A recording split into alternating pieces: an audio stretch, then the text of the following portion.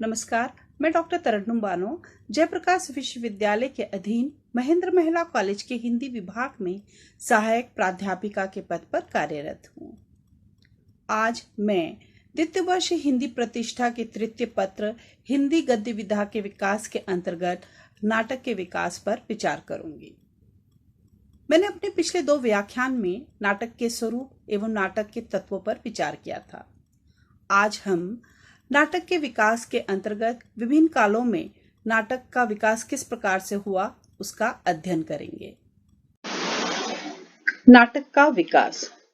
हिंदी नाट्य साहित्य का आरंभ आधुनिक काल से माना जाता है। हिंदी से पहले संस्कृत और प्राकृत में समृद्ध नाट्य परंपरा थी। मध्यकाल में रासलीला, रामलीला, नौटंकी आदि का उदय होने से जन नाटकों का प्रचलन बढ़ा। इन लीलाओं में गीत और नृत्य की प्रधानता रहती थी। गद्य का बहुत कम प्रयोग होता था। ये लोक नाटक मनोरंजन के प्रमुख साधन थे। 17वीं 18वीं शताब्दी के लगभग कुछ ऐसे भी नाटक लिखे गए जो ब्रज भाषा में थे। इनमें कुछ मौलिक थे और कुछ अनुदित। मौलिक नाटकों में प्राणदत्त चौहान का रामायण महानाटक, विश्वनाथ सिंह का आनंद रघुनंदन आदि का नाम लिया जाता है। आचार्य रामचंद्र शुक्ल जी ने इस नाटक में कथोपकथन, अंक विभाजन, रंग संकेत के कारण इसे हिंदी का प्रथम मौलिक नाटक माना है। इन सभी नाटकों में संस्कृत नाट्य साहित्य की छाप नजर आती है।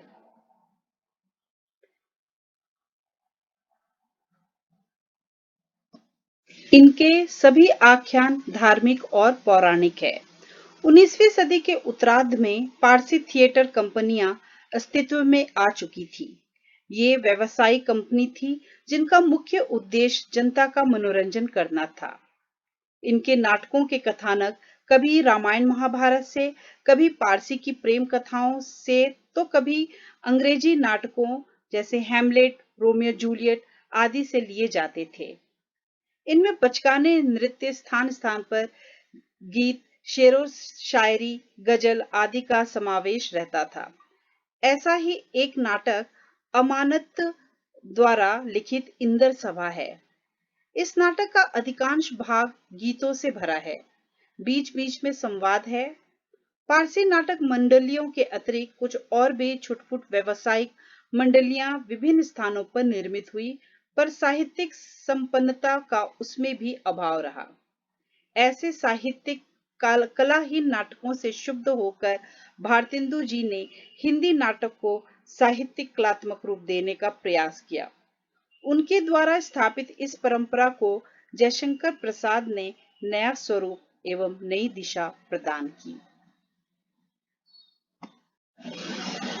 जिस तरह से हिंदी कहानी एवं उपन्यास साहित्य के क्षेत्र में प्रेमचंद का महत्वपूर्ण स्थान है, उसी प्रकार हिंदी नाटक के विकास में जयशंकर प्रसाद जी का महत्वपूर्ण योगदान है। प्रसाद जी को केंद्र में रखकर हिंदी नाट्य साहित्य के विकास का विभाजन निम्नलिखित भागों में किया जा सकता है। प्रसाद पूर्व हिंदी नाटक, प्रसाद युगीन हिंदी नाटक, प्रसादोत्तर स्वतंत्रता पूर्व हिंदी नाटक, स्वातंत्र्योत्तर हिंदी नाटक अर्थात 1947 ईस्वी से अब तक। अब हम विभिन्न कालों में हिंदी नाटक के विकास का अध्ययन करेंगे। तो सबसे पहले हम प्रसाद पूर्व हिंदी नाटक पर विचार करेंगे। प्रसाद पूर्व हिंदी नाट्य साहित्य को 2 उपभागों में विभाजित किया जा सकता है। पहला भारतेंदु युगीन नाटक, दूसरा द्विवेदी युगीन नाटक। तो सबसे पहले हम भारतेंदु युगीन नाटक पर विचार करेंगे। खड़ी बोली में मंचीय तत्वों के साथ नाटक लिखने का श्रेय भारतेंदु हरिश्चंद्र को जाता है। भारतेंदु ने सन 1868 ईस्वी से 1885 ईस्वी तक अनेक नाटकों का सृजन किया। अनेक नाटकों में स्वयं अभिनय किया, अनेक रंगशालाएं निर्मित कराई और हिंदी रंगमंच की स्थापना का प्रयास किया। उन्होंने अनेक लेखकों और रंगकर्मियों को नाट्य सृजन और अभिनय के लिए प्रेरित किया। भारतेंदु के प्रयास एवं प्रेरणा से काशी, प्रयाग, कानपुर आदि स्थानों पर हिंदी का अव्यावसायिक साहित्यिक रंगमंच की स्थापना हुई। भारतेंदु का युग नाट्य साहित्य का प्रथम चरण है। यह दौर सामाजिक, सांस्कृतिक, राजनीतिक परिवर्तनों का दौर था। अंग्रेजी साहित्य का प्रभाव पड़ रहा था। ऐसे में साहित्य में नई मान्यताएं, नई दृष्टिकोण और सृजनात्मक दिशा देने की आवश्यकता थी। भारतेंदु ने यही किया है। भारतेंदु के नाटकों का मूल उद्देश्य मनोरंजन के साथ साथ जन सामान्य को जागृत करना तथा उनमें आत्मविश्वास जगाना था। प्राचीन संस्कृति के प्रति प्रेम जगाना, मानवीय मूल्यों के प्रति आस्था बनाए रखने तथा पश्चिम के गलत प्रभावों से समाज को बचाए रखने का प्रयास इन नाटकों में हुआ है। भारतेंदु काल में रचित नाटकों को पौराणिक, ऐतिहासिक, सामाजिक, प्रतीकात्मक, प्रहसन वर्ग में रखा जा सकता है। भारतेंदु जी ने चंद्रावली, सत्य हरिश्चंद्र, भारत दुर्दशा आदि नाटक लिखे।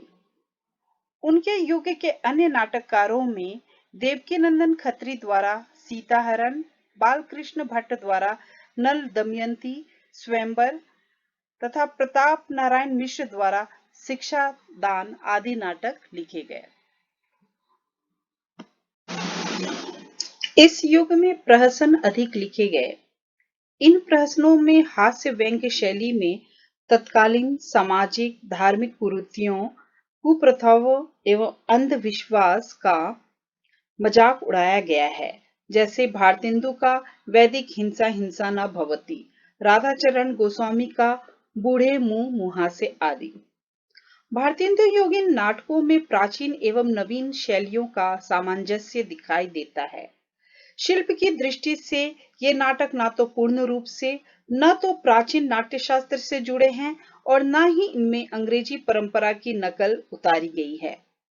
भारतेंदु ने ही पाश्चात्य ट्रेजेडी पद्धति पर दुखांत नाटक लिखे। उनका नील देवी, श्रीनिवास दास का रणधीर प्रेम जो मोहिनी नाटक दुखांत थे। इस काल में अनुदित नाटक भी लिखे गए। संस्कृत, बांग्ला एवं अंग्रेजी से नाटकों का अनुवाद किया गया।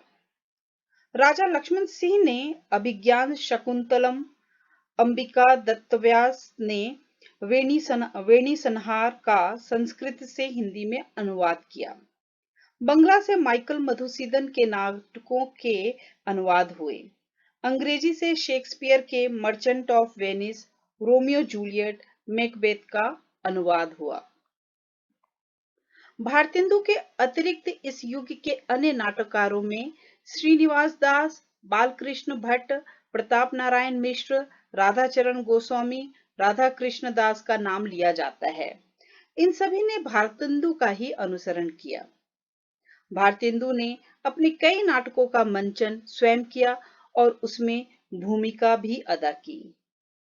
इस प्रकार हम देखते हैं कि भारतेंदु युग में पहली बार हिंदी गद्य में अनेक विषयों पर मौलिक नाटकों की रचना की गई। पहली बार हास्य व्यंग प्रधान प्रहसन लिखे गए एवं हिंदी रंगमंच की स्थापना का प्रयास किया गया। अनेक भाषाओं से हिंदी में नाटकों के अनुवाद किए गए। संस्कृत, बांग्ला, अंग्रेजी नाट्य कला का समन्वय कर हिंदी की स्वतंत्र नाट्य कला की नींव डाली गई। भारतेंदु ने मौलिक एवं अनुदित नाटकों को मिलाकर 17 नाटक लिखे। उन्होंने हिंदी नाटकों को एक निश्चित स्वरूप प्रदान किया, जिसका चरम विकास प्रसाद युग में हुआ। द्विवेदी युगीन हिंदी नाटक। द्विवेदी युग में नाटक का अधिक विकास नहीं हुआ और न ही भारतेंदु द्वारा विकसित रंगमंच ही आगे बढ़ सका। परिणाम स्वरूप जनता व्यवसायिक रंगमंचीय नाटकों में अधिक रुचि लेने लगी। द्विवेदी युग में पौराणिक, ऐतिहासिक, सामाजिक एवं रोमांचकारी नाटक लिखे गए। कुछ प्रहसन भी लिखे गए। इन नाटकों में नाट्य कला का विकास नहीं मिलता है और अभिनय तत्व भी नहीं के बराबर है। इस युग के कुछ नाटकों के नाम है करुणालय, जिसे जयशंकर प्रसाद जी ने लिखा, प्रताप नारायण मिश्र जी का भारत दुर्दशा, गंगा प्रसाद श्रीवास्तव जी द्वारा लिखित उलटफेर नोकझोंक प्रहसन, बद्रीनाथ भट्ट द्वारा लिखा प्रहसन चुंगी की उम्मीदवारी। द्विवेदी युग के नाटकों पर फारसी प्रभाव रहा, यहाँ तक कि प्रसाद जी के नाटकों में ये प्रभाव देखा गया। इन नाटकों का महत्व ना तो शिल्प की दृष्टि से है और ना ही सुरुचि संस्कार की दृष्टि से। फिर भी कुछ नाटकों में तत्कालीन समाज की विकृतियां उभर कर आई है, जिनका ऐतिहासिक महत्व नहीं है। प्रसाद पूर्व हिंदी नाटक के विकास के अंतर्गत हमने भारतेंदु एवं द्विवेदी योगिन हिंदी नाटक के विकास का अध्ययन किया। अब हम प्रसाद युगीन हिंदी नाटकों का अध्ययन करेंगे। जयशंकर प्रसाद से हिंदी नाटकों को एक नई दिशा मिली। इस समय देश में स्वाधीनता आंदोलन, राष्ट्रीय चेतना की लहर दौड़ रही थी, जिसका प्रभाव साहित्य पर भी पड़ा।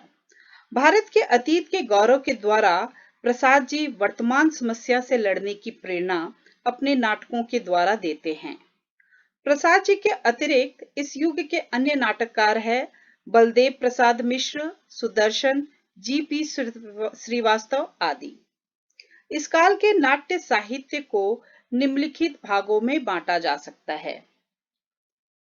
ऐतिहासिक नाटक, इसके अंतर्गत प्रसाद जी द्वारा राजश्री, विशाख, अजातशत्रु, चंद्रगुप्त, स्कंदगुप्त, बद्रीनाथ भट्ट द्वारा दुर्गावती आदि नाटक लिखे गए।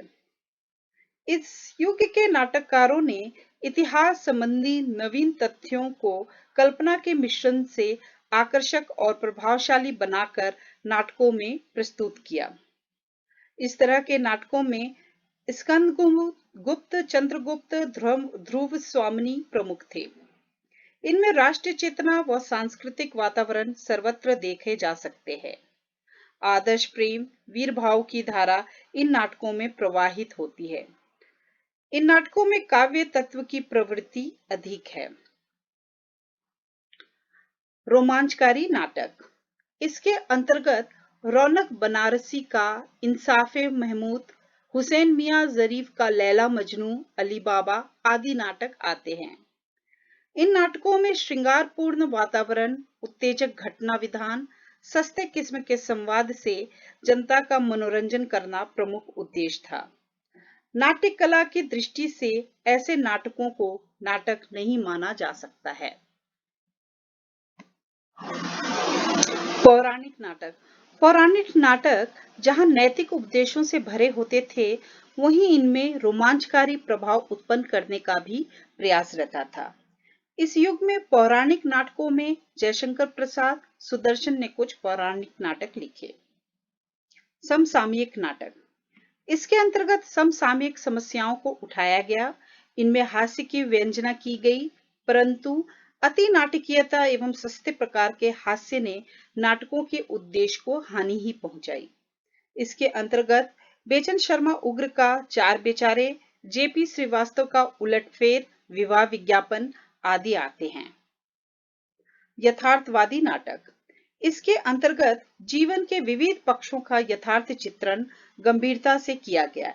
इनमें प्रेमचंद जी का संग्राम नाटक का नाम लिया जा सकता है। प्रसाद युग के नाटकों के संवाद पात्रों के चरित्र उद्घाटन एवं कथा को गतिशील बनाने में सहायक रहे हैं, किंतु नाटक के अनेक स्थलों पर लंबे लंबे संवाद आए हैं। प्रसाद युगीन नाटकों की भाषा सशक्त है। विशेषकर प्रसाद जी ने भाषा का प्रयोग भावों के अनुसार किया, पात्रों के अनुसार नहीं। प्रसाद युग की नाट्य शैली में सुखांत और दुखांत दोनों शैलियों का सुंदर समन्वय किया गया है। इस युग में नाटकों के अनुवाद भी किए गए। प्रसाद युगीन हिंदी नाटक के विकास के पश्चात अब हम प्रसादोत्तर हिंदी नाटक के विकास का अध्ययन करेंगे। इस युग तक आते आते मानव जीवन में कई परिवर्तन आए। जीवन में भावना तथा आदर्श का स्थान यथार्थ ने ले लिया। राष्ट्रीय स्वाधीनता संग्राम में मजदूर किसान शामिल होने लगे। प्रसाद के पश्चात इस युग के नाटककारों में हरिकृष्ण प्रेमी और लक्ष्मी नारायण मिश्र के नाम उल्लेखनीय हैं। इस युग में प्रमुख रूप से दो प्रकार के नाटक लिखे गए। पहले प्रकार के नाटकों में राष्ट्रीय चेतना पर आधारित ऐतिहासिक पौराणिक नाटक लिखे गए। राष्ट्रीय चेतना पर नाटक लिखने वालों में हरिकृष्ण प्रेमी, सेठ गोविंद दास, उदय शंकर भट्ट आदि का नाम लिया जाता है। प्रेमी जी के नाटक यद्यपि प्रसाद के नाटकों की तरह ऐतिहासिक है, तथापि प्रेमी जी ने भारतीय इतिहास के मुस्लिम काल को अपने नाटकों का आधार बनाया और हिंदू मुस्लिम एकता पर विशेष बल दिया। इस युग के नाटककारों ने सांस्कृतिक पुनरुत्थान चेतना से युक्त ऐतिहासिक पौराणिक नाटक लिखे। इन नाटकों में समन्वयवादी दृष्टि व नैतिक मूल्यों पर बल दिया गया। इस कोटि के उल्लेखनीय नाटककार है हरिकृष्ण कृष्ण प्रेमी, जिन्होंने रक्षाबंधन, स्वर्ण विहान, आहुति, पाताल विजय, प्रतिशोध आदि नाटक लिखे। गोविंद वल्लभ पंत जी द्वारा लिखित राजमुकुट तथा सेठ गोविंद दास ने कर्तव्य नाटक लिखा। दूसरे प्रकार के नाटकों में यथार्थपरक समस्या प्रधान नाटक लिखे गए। इस युग में समस्या प्रधान नाटकों में व्यक्ति मन के द्वंद्व, स्वच्छंद प्रेम, विवाह समस्या, मूल्यों के विघटन आदि विषय प्रमुख रहे हैं। इस कोटि के प्रसिद्ध नाटक है उपेंद्रनाथ अश्क द्वारा लिखित अंजो दीदी, बेचन शर्मा उग्र द्वारा लिखित आवारा डिक्टेटर, लक्ष्मी नारायण मिश्र द्वारा लिखित सन्यासी, मुक्ति का रहस्य, सिंदूर की होली आदि नाटक, हरिकृष्ण प्रेमी द्वारा लिखित छाया। इस युग के समस्या प्रधान नाटकों में हरिकृष्ण प्रेमी प्रधान नाटककार है। प्रसादोत्तर हिंदी नाटक के विकास के पश्चात अब हम स्वातंत्र्योत्तर हिंदी नाटक के विकास का अध्ययन करेंगे। स्वतंत्रता के पश्चात हिंदी नाट्य साहित्य में अनेक विशेषताएं दृष्टिगोचर होती है, जो इस प्रकार है। पहली विशेषता आधुनिकता बोध एवं विसंगति बोध नाटक। स्वतंत्रता पूर्व आजाद भारत का लोगों ने जो सपना देखा था वह टूटने लगा।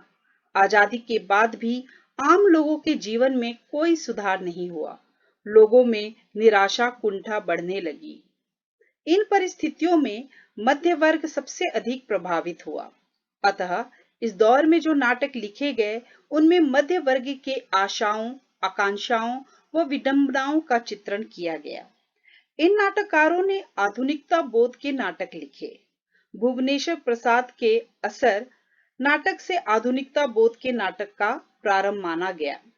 इन्हीं के दूसरे नाटक तांबे के कीड़े से विसंगति बोध के नाटक की शुरुआत हुई। विसंगति बोध का अर्थ है मानव जीवन का निरुद्देश्य और अर्थहीन होना। आधुनिकता बोध को स्थापित करने की दृष्टि से धर्मवीर भारती का अंधा युग एवं मोहन राकेश का आधे अधूरे आषाढ़ का एक दिन, लहरों के राजहंस उल्लेखनीय है। मोहन राकेश का आधे अधूरे नाटक अत्यंत प्रसिद्ध हुआ। आधे अधूरे में मध्य वर्गीय परिवार के टूटने बिखरने की कथा है। लक्ष्मी नारायण लाल इस समय के एक अन्य महत्वपूर्ण नाटककार है। उन्होंने अपने मादा कैक्टस में कला और प्रणय के अंतर विरोध को प्रस्तुत किया है। यह नाटक एक दूसरे स्तर पर पीढ़ियों के मूल्यों के संघर्ष को रूपायित करता है। मोहन राकेश के ही परंपरा में एक अन्य नाटक है सुरेंद्र वर्मा। इन्होंने अपने नाटक द्वारा विशेषकर आधुनिक युग के तनाव को व्यक्त करने की कोशिश की। द्रौपदी, सूरज की अंतिम किरण से लेकर पहली किरण तक, 8वां सर्ग इनके प्रमुख नाटक है।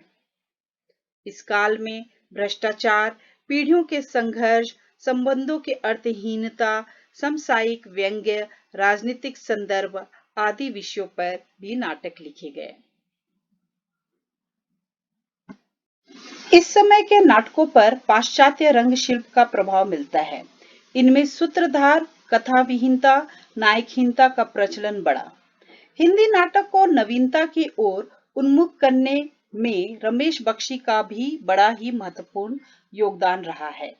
इन्होंने नाटकों में भाषा, परिवेश व संदर्भ में बोल्डनेस का मुहावरा चलाया। 70 के दशक तक हिंदी नाटक की रंगमंचीयता काफी खुली और कथ्य के स्तर पर उसमें विस्तार एवं सूक्ष्मता आ गई। 70 के बाद की नाट्य रचना अपने समय के जटिल यथार्थ से टकराती है एवं रंग चेतना की भी पूरी रक्षा करती है। इन नाटकों की अंतर्वस्तु काफी व्यापक है। इस समय के प्रमुख नाटककार हैं सर्वेश्वर दयाल सक्सेना, जिन्होंने बकरी, ज्ञानदेव अग्निहोत्री, जिन्होंने शुतुरमुर्ग, भीष्म शाहनी, जिन्होंने कबीरा खड़ा बाजार में, मुआवजे तथा ब्रजमोहन शाह की त्रिशंकु आदि नाटक उल्लेखनीय है। स्वातंत्रोत्तर युग में नुक्कड़ नाटक भी लिखे गए। हिंदी नाट्य परंपरा के विकास में एक धारा नुक्कड़ नाटकों की भी है। नुक्कड़ नाटकों ने जीवन की समस्याओं को रंगमंचीय ताक झांक के बिना ही लोगों के सामने रखने की कोशिश की है। यह कुल मिलाकर जनता एवं रंगकर्मी के बीच संवाद है। हवीर तनवीर नुक्कड़ नाटक के प्रतिनिधि है।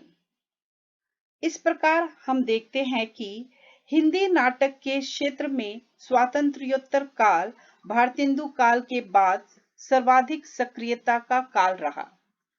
इस दौर में कथ्य एवं शिल्प के स्तर पर तीव्र परिवर्तनों ने हिंदी नाटक को एक नई दिशा दी है। आज हमने विविध कालों में हिंदी नाटकों के विकास पर प्रकाश डाला। मुझे आशा है कि यह विषय आप लोगों को समझ में आ गया होगा। धन्यवाद।